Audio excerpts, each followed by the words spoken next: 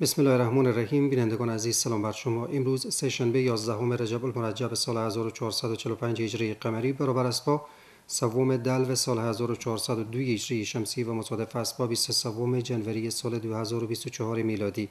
توجه نمایید به مجموعه خبری این ساعت. در آغاز سرخط خبرها. برگزاری نشست هماهنگی مسئولان ادارات با نمایندگی‌های مؤسسات ملل متحد در هرات.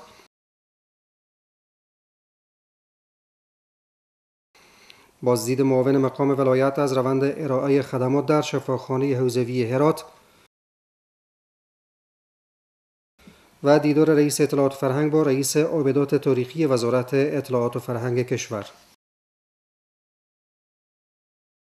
مشروع اخبار. نخستین کمیته هماهنگی مسئولان ادارات و نمایندگی‌های مؤسسات ملل متحد در هرات برگزار گردید. نشست به منظور هماهنگی مؤسسات خارجی با مسئولان حکومت با حضور داشت شیخ اسلامجار والی هرات، رؤسای اقتصاد، ارتباط خارجه، مهاجرین، مبارزه با حوادث، انکشاف دهات، کار و امور اجتماعی و معارف همراه با نمایندگان دفاتر اوچای ملل متحد در مقر ولایت برگزار شد.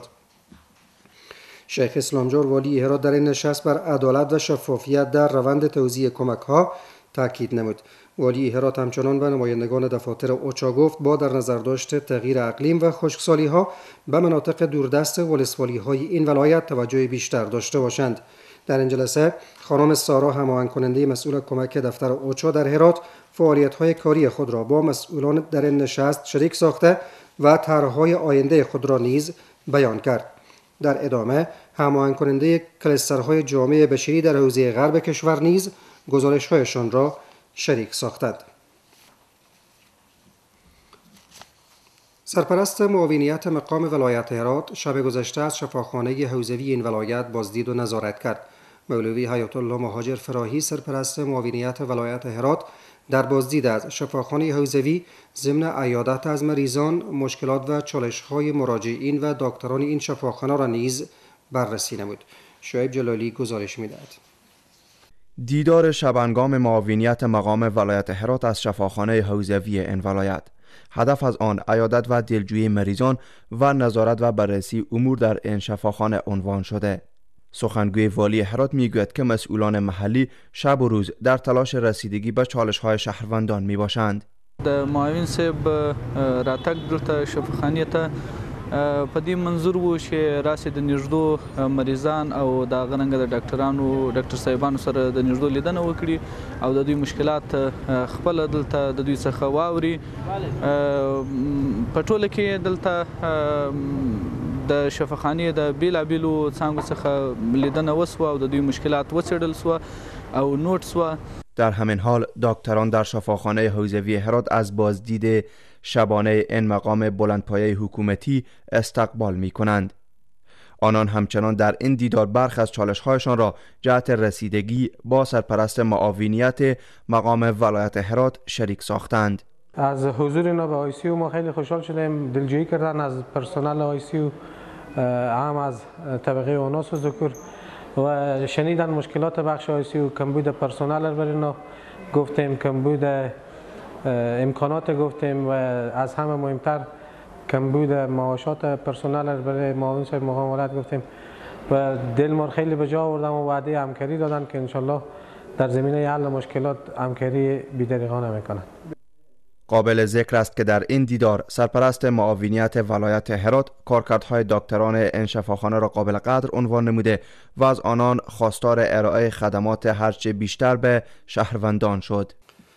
معاون مقام ولایت هرات با جامعه ورزشی هرات دیدار نمود. مهاجر فراهی طی نشست با جامعه ورزشی هرات چالش‌های قشر ورزشی را استماع نموده و بر حمایت‌های همه جانبه از ورزش تاکید کرد. از سوی هم شماری از نمایندگان بخش‌های مختلف ورزشی که در این نشست حضور داشتند مشکلاتشان را با معاون مقام ولایت شریک نموده و خواستار رسیدگی شدند. آنان با تمجید از تعامل نیکوی امارت اسلامی با جامعه ورزشی میگویند که با آمدن نظام امارت اسلامی امیدواری‌ها در راستای رشد و توسعه ورزش‌های مختلف بیشتر شده است.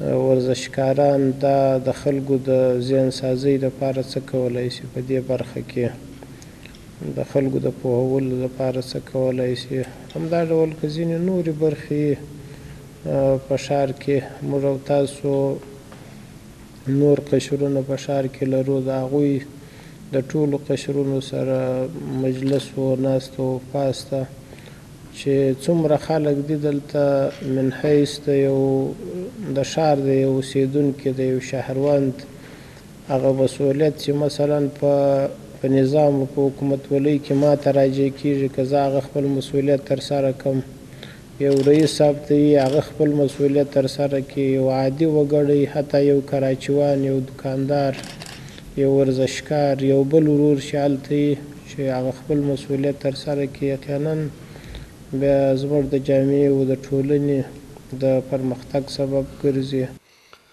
مسئولان در گمرک هرات میگویند که در 3 ماه گذشته صادرات و واردات گمرکات هرات افزایش یافته است. مولوی محمد حامد احمد رئیس گمرک هرات میگوید که در 3 ماه گذشته در واردات حدود 90% و در صادرات حدود 60% افزایش آمده است.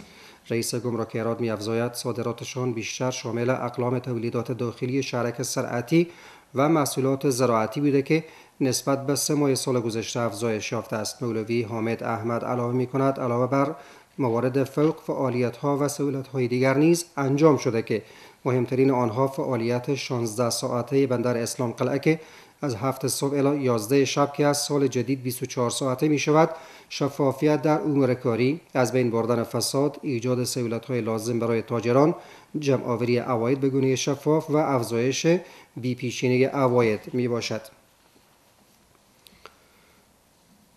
انجینیر محمد حسیب نسیمی رئیس عابدات تاریخی و هیئت همراه وزارت اطلاعات فرهنگ با مولوی احمدالله متقی رئیس اطلاعات فرهنگ هرات دیدار نموده و روی سروی و پروژه سازی عابده‌های تاریخی که در اثر زلزله نیاز به ترمیم دارد صحبت نمودند. مولوی احمدالله متقی رئیس اطلاعات فرهنگ هرات میگوید متاسفانه زلزله در هرات عابده‌های زیاد را به مشکل روبرو ساخته و نیاز است تا به زودترین فرصت به آنها رسیدگی صورت گیرد. در این دیدار پیرامون ترمیم عابده‌های تاریخی هرات بحث شد و فیصله گردید که به زودترین فرصت به این اماکن تاریخی از سوی مقام وزارت و مؤسسات همکار رسیدگی صورت گیرد. سمینار آموزشی ارتقای ظرفیت و مهارت‌های وظیفوی برای منصوبین قماندانی امنیه هرات برگزار گردید. این سمینار برای مدت 9 روز دوام داشته و توسط استادان مجرب و مسلکی مرکز تربیوی پلیس این ولایت تدریس می‌گردد. این سمینار شامل بخش‌های قواعد اداری، تأمیناتی و جنایی بوده که می‌تواند مجاهدین و نیروهای امنیتی را در راستای پیشبرد وظایف کمک نماید. اشتراک کنندگان این سمینار می‌گویند فراگیری این چنین برنامه‌های ارتقای ظرفیت پرسنل و مجاهدین امارت اسلامی را در راستای پیشبرد وظایف و مهار جرایم کمک می‌نماید. جلسه اداری و امنیتی در مقر قماندانی امنیه هرات برگزار گردید. حاجی یاسر قماندان امنیه هرات ضمن قدردانی از کارکردهای مسئولان حوزات 15 گانه افزود تمامی حوزات و جزءاتام‌های این قماندانی با هماهنگی بهتر در پیشبرد امور امنیتی تلاش و کوشش نمایند. همچنان مولوی راز محمد مدثر آمر امنیت قماندانی امنیه افزود تمامی آمرین حوزات و مسئولان کشفی دوش پرسنل خویش جهت تأمین هرچه بهتر امنیت، چک پوینت ها، پیره ها و گزمه ها را از نزدیک کنترل نموده و از اجرای وظیفه و نحوه برخورد با مردم اطمینان حاصل نمایند. از سوی هم آمرین حوزات امنیتی قماندانی امنیه هر کدام ضمن تشریح فعالیت ها و ساحه مسئولیت خویش وعده سپردند که جهت تأمین امنیت هرچه بهتر مردم از هیچ تلاش دریغ نکنند. در طی ماه گذشته 157 تن در پیوند به جرایم مختلف جرمی از سوی نیروهای امارت اسلامی در هرات بازداشت شدند. نیروهای امنیتی و کشفی قماندانی امنیه هرات طی یک ماه گذشته با اجرای چندین عملیات کشفی و اپراتیوی 157 تن را در پیوند به جرایم مختلف از قبیل قتل، سرقت‌های مسلحانه، سرقت وسایط نقلیه، تولید و فروش مواد مخدر از نقاط مختلف شهر و ولسوالی‌های ولایت هرات بازداشت نمودند.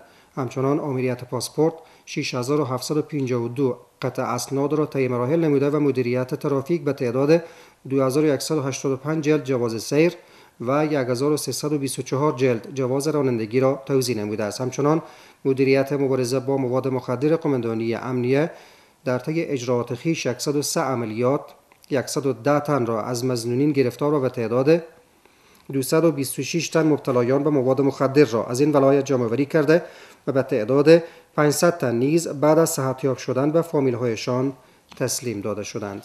بینندگان عزیز، این بود مجموعه خبری این ساعت. توجه کنید به وضعیت هوای شهر و چند ولسوالی ولایت هرات. به نام خدا و با عرض سلام خدمت تمامی شما بینندگان عزیز، شب بر همگی شما خوش. توجه فرمایید به وضعیت هوای شهر هرات و چند ولسوالی آن. فردا چهارشنبه شهر هرات نیمه ابری، بلندترین درجه حرارت 17، پایینترین 8 درجه سانتیگراد. غوریان نیمه ابری، بلندترین درجه حرارت 20، پایینترین 6 درجه سانتیگراد. کرخ ابری، بلندترین درجه حرارت 13، پایینترین 6 درجه سانتیگراد و همچنین پشتون زرغان ابری، بلندترین درجه حرارت 17، پایینترین 7 درجه سانتیگراد. و در پایان مرور مجدد داریم بر سرخط خبرها. برگزاری نشست هماهنگی مسئولان ادارات با نمایندگی‌های مؤسسات ملل متحد در هرات.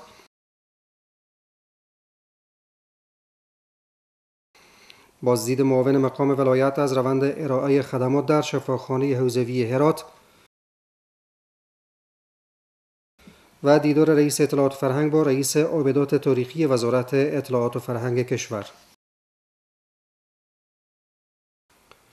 بینندگان عزیز، این بود مجموعه خبری این ساعت که تقدیم حضورتان گردید. وقت بر همه‌تان خوش. خدا نگهدار.